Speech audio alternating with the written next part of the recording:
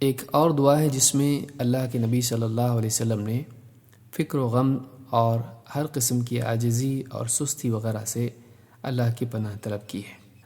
عن انس بن مالک قال كان النبي صلی اللہ علیہ وسلم يقول اللهم انی اعوذ بک من الهم والحزن والعجز والکسل والجبن والبخل وضلع الدین وغلبۃ الرجال۔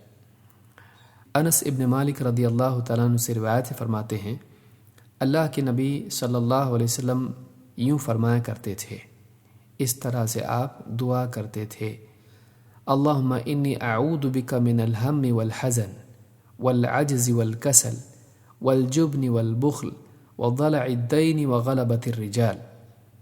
اے اللہ، میں تیری پناہ طلب کرتا ہوں فکر سے اور غم سے اور عاجزی سے اور سستی سے اور بزدلی سے اور کنجوسی سے اور قرض کے بوجھ سے اور لوگوں کے تسلط سے۔ اس حدیث کو امام البخاری نے اور اسی طرح سے امام مسلم نے اپنی صحیح میں روایت کیا ہے۔ اس حدیث میں فکر، غم، عاجزی، سستی، اسی طرح سے بزدلی اور کنجوسی اور قرض کا بوجھ اور لوگوں کا غلبہ، ان تمام چیزوں سے اللہ کی پناہ مانگی گئی ہے۔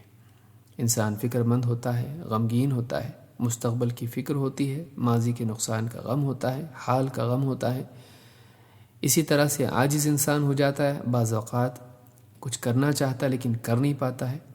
کبھی کسل ہوتا ہے، سستی ہوتی ہے کہ کر سکتا ہے لیکن نہیں کرتا ہے۔